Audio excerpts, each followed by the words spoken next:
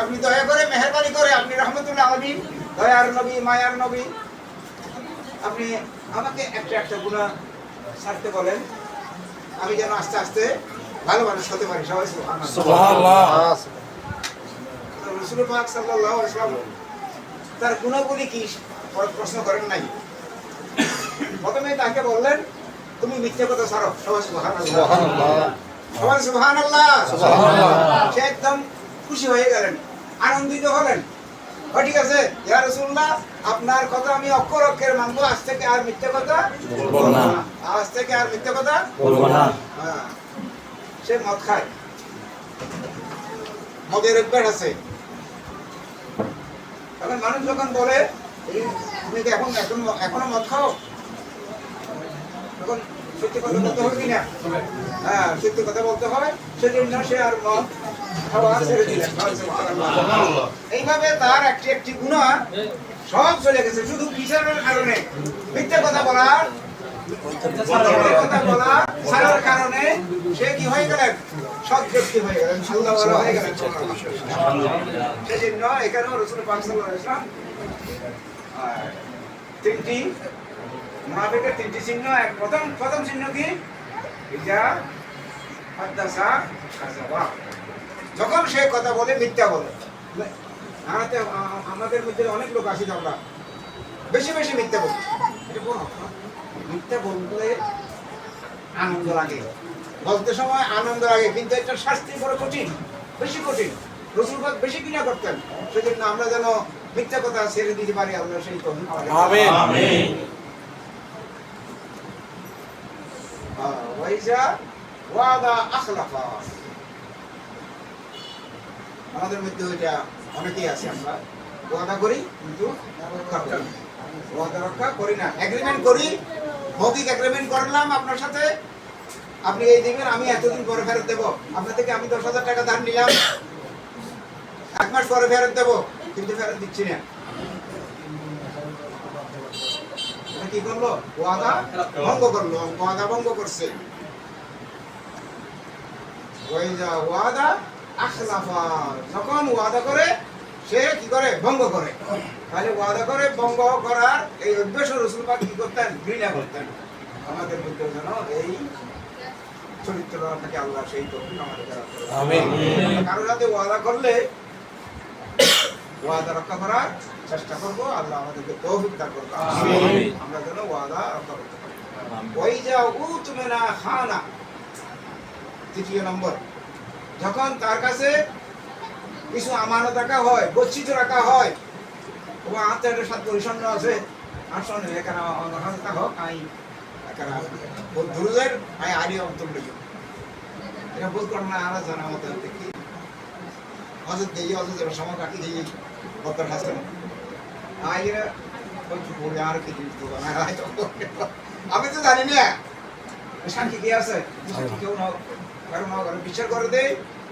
সাক্ষী কাউকে করে নাই কিন্তু একজন আছে কি নেই সাক্ষী আছে কে আল্লাহ ইলাহা ইল্লাল্লাহ এবং মুহাম্মদুর রাসূলুল্লাহ সাল্লাল্লাহু আলাইহি ওয়াসাল্লাম ওয়াইদা উতিমানা খানা যখন কিছু আমানত গচ্ছিত রাখা হয় তখন কি করেন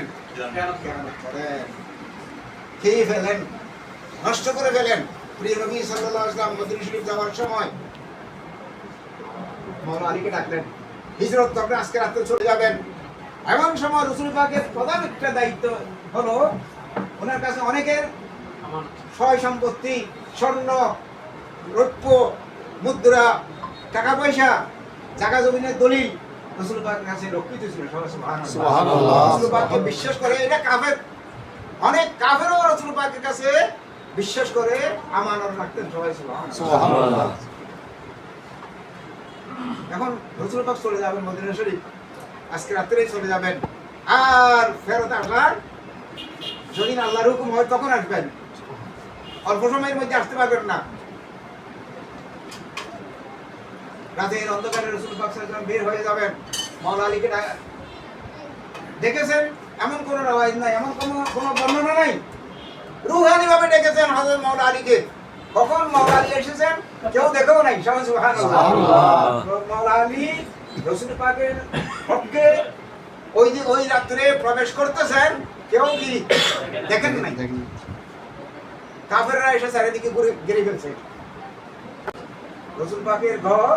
আজকে রাত্রে রসুল পাককে আমরা করতে পারবো এক চোখে। 11 গোত্র ছিল তখন মক্কা শরীফে, বড় বড় গোত্র। এখানে যারা সর্দার, যে গোত্রের যে সর্দার, 11 গোত্র থেকে 11 জন সর্দার নিলেন, সবাই সুবহানাল্লাহ। এদের সাথে অন্যান্যরা আছে। এই 11 জনে মিলে রসুল পাক সাল্লাল্লাহু আলাইহি ওয়াসাল্লামকে একসাথে আক্রমণ করবেন, রসুল পাককে শহীদ করে দিবেন, জবাই করে দেবেন। নাউজুবিল্লাহ। পারবেন না? পারবেন না, কিন্তু তারা তো আশা করে এসেছে।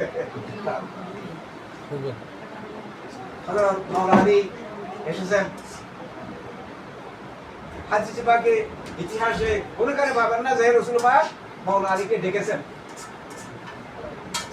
হযরত আবু বকর সিদ্দিককে বলে এসেছেন, আমি আজকে রওনা হব, হিজরতে চলে যাব, আপনি প্রস্তুত থাকবেন। উনি প্রস্তুত রয়েছেন, কিন্তু মাওলানা আলীকে বলেন নাই আগে। মাওলানা আলী এমনি এসেছেন, কিন্তু কেউ দেখে নাই, যারা পাহারা দিয়েছে তারাও দেখেন নাই। সুবহানাল্লাহ, সুবহানাল্লাহ, সুবহানাল্লাহ। রসুল পাক মাওলানা আলীকে ডেকে তাকে তুলে ওই স্বর্ণ, টাকা পয়সা সব কিছু দিলেন, একটা লিস্ট দিলেন। লিস্ট, অমুকের এত টাকা, অমুকের এত স্বর্ণ, অমুকের এত কবরা, এই কাগজপত্রগুলি যার যার কাছে তুমি ফেরত দিবে। তোমার একটি দায়িত্ব, এটি ফেরত দিতে কয়দিন লাগবে? 3 দিন লাগবে। রসুল পাক এটাও ব্যবস্থা করে ফেলেছেন, তোমার 3 দিন সময় লাগবে, তুমি 3 দিন মক্কা শরীফে থাকবে, 3 দিন পূর্তি রাত্রে তুমি বের হয়ে যাবে। সবাই সুবহানাল্লাহ। কাফেররা জানেন ঘরের মধ্যে কয়জন আছেন? একজন। কয়জন আছেন? একজন। কে? রাসূল পাক সাল্লাল্লাহু আলাইহি ওয়াসাল্লাম। মাওলানা আলী আছে যে জানে না, কিন্তু রাসূল পাক সাল্লাল্লাহু আলাইহি ওয়াসাল্লাম যাওয়ার সময় রাসূল পাক সাল্লাল্লাহু আলাইহি ওয়াসাল্লামের বিছানায় কোন সাহাবী কোনদিন উঠতে পারে নাই, বসতে পারে নাই, শুইতে পারেন নাই। মাওলানা আলীকে আজকে রাসূল পাক নিজেই শোয়াই দিলেন। সুবহানাল্লাহ। এমন সিংহাসনে একমাত্র জায়গা পেয়েছে কে? মাওলানা আলী, মাওলায়ে কায়নাত মাওলানা আলী রাদিয়াল্লাহু তাআলা। রাসূল পাকের ইয়ামানি চাদর ছিল, চাদর দিয়ে তাকে একদম ডেকে দিলেন। আবাদ মস্তক, মাথা থেকে পা পর্যন্ত, পা থেকে মাথা পর্যন্ত আবাদ মস্তক ডেকে দিলেন, দেখা যাবে না। এমন ভাবে শুনিয়েছেন রাসূল পাক সাল্লাল্লাহু আলাইহি ওয়াসাল্লামের শরীর যত লম্বা, যত মোটা, ঠিক একই ভাবে মাওলানা আলীর শরীর মোবারক সেদিন রাসূল পাকের রগে রঞ্জিত হয়ে গেছে। সুবহানাল্লাহ। তাকে শোয়াই দিয়ে রাসূল পাক আস্তে করে বের হয়ে গেলেন। কাফেররা চারিদিকে পাহারা, কিছু বালি নিলেন, কোরআন পাকের একটি আয়াত পাক তেলাওয়াত করে কাফেরদের দিকে নিক্ষেপ করলেন। আচ্ছা, আমি যদি এখানে কিছু বালি নিক্ষেপ করি, সবার চোখে পড়বে? সবার চোখে পড়বে? সবার চোখে পড়বে না, কারো পড়বে, কারো গায়েও পড়বে না। কিন্তু রাসূল পাক সাল্লাল্লাহু আলাইহি ওয়াসাল্লাম যে ধুলি মেরেছেন, তা প্রত্যেকটি কাফেরের 2 চোখে পড়েছে। সবাই সুবহানাল্লাহ। সবাই কিছু করে যেন অন্ধ হয়ে গেল, ঠান্ডা হয়ে গেল, নীরব নিথর হয়ে গেল। রাসূল পাক সাল্লাল্লাহু আলাইহি ওয়াসাল্লাম তাদের কাছ দিয়ে চলে গেলেন। তারা সারা রাত পাহারা দিলেন। সকাল হয়েছে, রাসূল পাক সাল্লাল্লাহু আলাইহি ওয়াসাল্লাম ফজরের নামাজের জন্য উঠে যান, আজ উঠতেছেন না। রাসূল পাক বলেছেন, যতক্ষণ পর্যন্ত তোমাকে কেউ জাগাবে না, ততক্ষণ পর্যন্ত তুমি উঠবে না, তুমি শুয়ে থাকবে, ফজর হয়ে যাবে।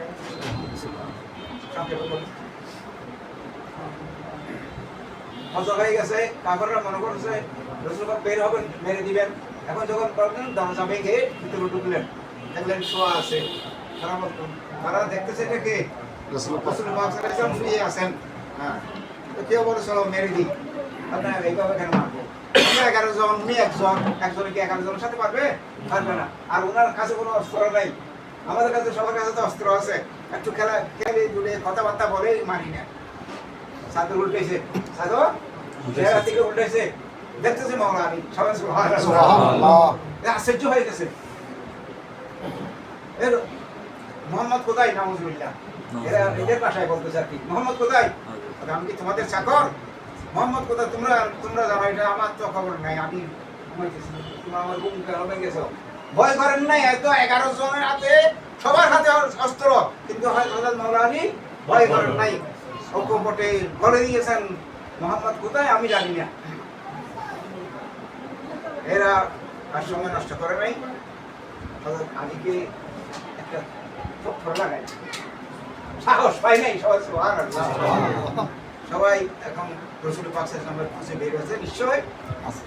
তাদেরকে রাত্রে শয়তানে বলছিল তোমরা যাকে পাহারা দিচ্ছ উনি তো সরে গেছেন। এরা সারা ফাঁকা ফাঁকা থাকে না, দরজায় ফাঁকা থাকে, বেড়াতে ফাঁকা থাকে, রাসূল পাকের ঘর তো ফাঁকা না, খাঁচা ঘর দেখতেছে আর শোয়া আছে। রাসূল পাক কি আছে? আরে যে বলছে শয়তান, এটা মিথ্যা বলছে, শয়তান হিসেবে বলে না, এটা তারা বলছেন মনে করছে একজন বৃদ্ধ লোক এসেছেন, সে বলতেছেন তোমরা যাকে পাহারা দিচ্ছ তিনি নাই, তিনি চলে গেছেন তোমাদের পানি দিতে। তখন সকালে যখন দেখলেন বুঝলেন ওই যে বৃদ্ধ বলেছিল এটা শয়তান, সে সত্যই বলেছেন। আলী প্রিয় নবী সাল্লাল্লাহু আলাইহি ওয়াসাল্লাম চলে গেলেন, তারা ধরতে পারে না। মাওলা আলীকেও কিছু করতে পারে না। মাওলা আলী 3 দিন পর্যন্ত রাসূল পাকের ওই আমানতগুলো যার যার আমানত তার বাড়িতে গিয়ে আস্তে আস্তে আস্তে সব দিয়ে 3 দিন পর তিনি মদিনায় রওনা হলেন, হিজরত করলেন। আমাদেরও মিথ্যা ছাড়তে হবে, আমরা কি ওয়াদা করলে রক্ষা করতে হবে, মিথ্যা ছাড়তে হবে, ওয়াদা করলে রক্ষা করতে হবে, আমানত খেয়ানত করা যাবে না। এটা এই 3টা কিয়ামতের ময়দানে যারা ওয়াদা খেলাপ করবে তাদের পিঠে একটা ব্যানার লাগাই দিবে আল্লাহ কুদরতি ভাবে। কিয়ামতের ময়দানে কোটি কোটি মানুষ, হাজার হাজার কোটি, সবাই পেছন থেকে দেখে নাকি আপনি আমার সামনে দিকে আসতেছেন, আপনার পেছনে যে একটা ব্যানার আছে আমি দেখবো কিনা, আমরা দেখবো, যারা পেছনে আছে তারা দেখবে কিনা, দেখবে। সামনে এদিক না করলে দেখবে না, পেছন থেকে সবাই দেখবে। কিয়ামতের ময়দানে তার পিঠে কি লেখা থাকবে? এই ব্যক্তি মুনাফিক, এই ব্যক্তি মুনাফিক, ওয়াদা খেলাপ করে।